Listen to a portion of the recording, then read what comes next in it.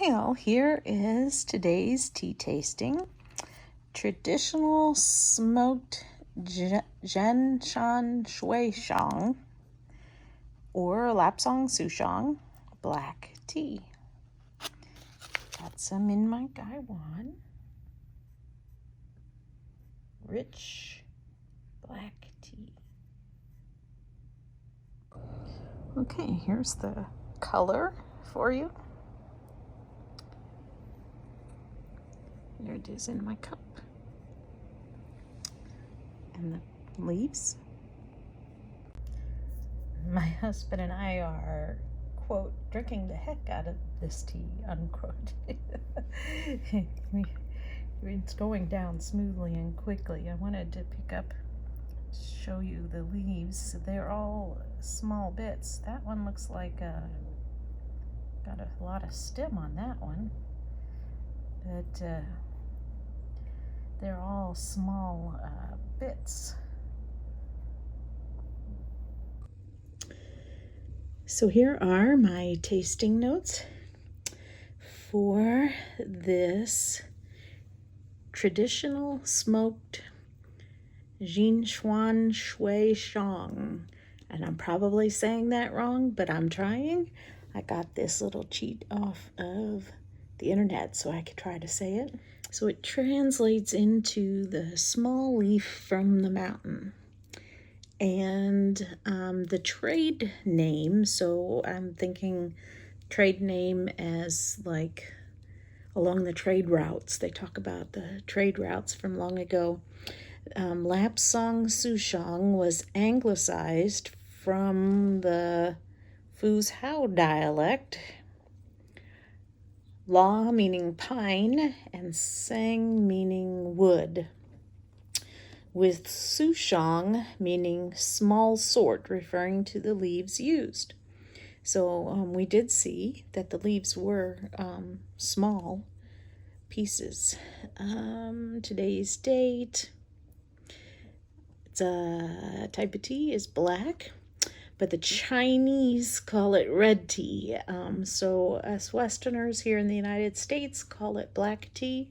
In China, they call it red tea. So its origin is the Wuhe Mountains of the Fujian province, also known as Bohe Hills or mountains. And I did research this already before, so I said, see my notes from the other one. So here is the other one. And so there's where the mountains are located. You can go watch this other video too. A picture I got, and you can also see there's all of China, and then down here is the Fujian province. So let's go back if I can hit my button. So processing, I put pan fried because that's what I have, but it's smoked. Wood is burned below the tea. And the tea is placed on bamboo trays, and the tea is moved around depending on where it is in the making process.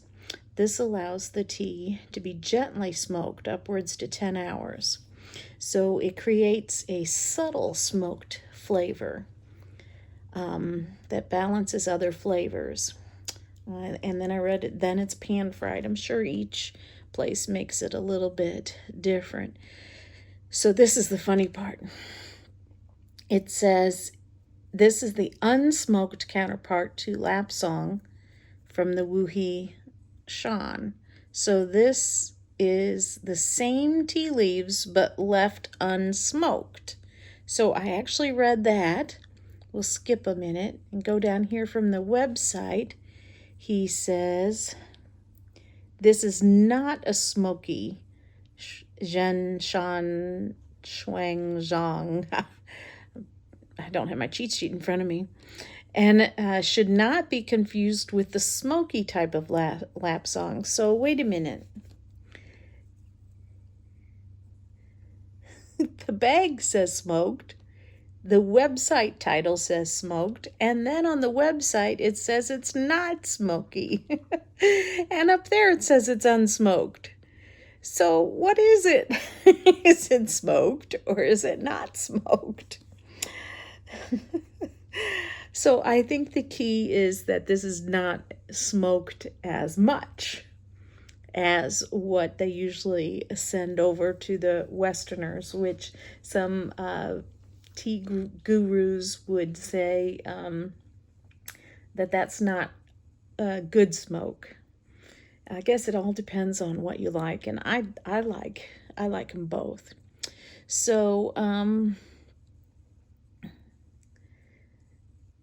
apparently in the Wuhi forest became protected natural UNESCO, which stands for UNESCO, which stands for the United Nations Educational, Scientific, and Cultural Organization. So in 1999, basically, this was a protected natural area in the Wuhi forest. So since then, they have stopped doing, I don't know. This is just something I read. It was in an email I had. So it eliminated the source of pine wood and turned it into more of this non-smoked variety that is smoked. Go figure that. I am totally confused. If you are, I am too. So here's the color. It's brown on the spectrum, which brown is right there. It's getting blurry, so sorry about that. And then the smells. Oh, I enjoyed smelling this one. It smells like the other Lapsang, which you all may know that's like my favorite tea. I might have a different favorite one a year from now, but this has been my favorite for a little while.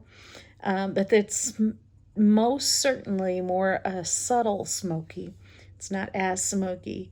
And I can actually smell the sweetness, like a sweet smoky, which is interesting. So the wet leaves smell the same, but there's a different hint of something that, because it's stronger when it's wet, but so I was able to pick up a different hint, and my mind kept thinking maybe it's cinnamon, and then finally it clicked, and I decided it smelled like an unsweetened chocolate bar. And before I even got there, we were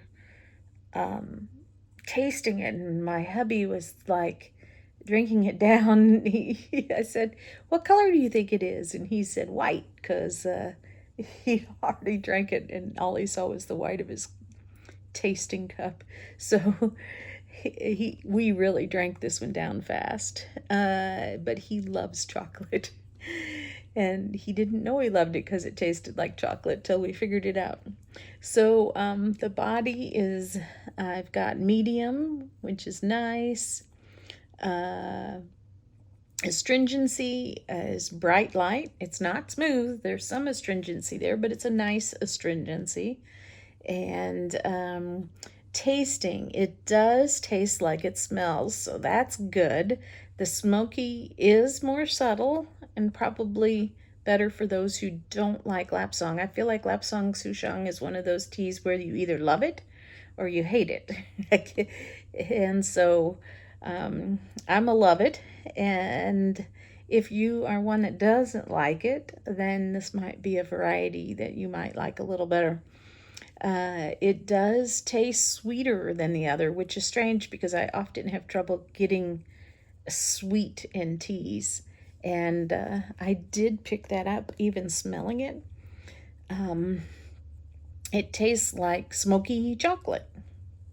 So the finish, we couldn't decide. Usually the finish I put in one category or the other. I think this is the first time I put them in two.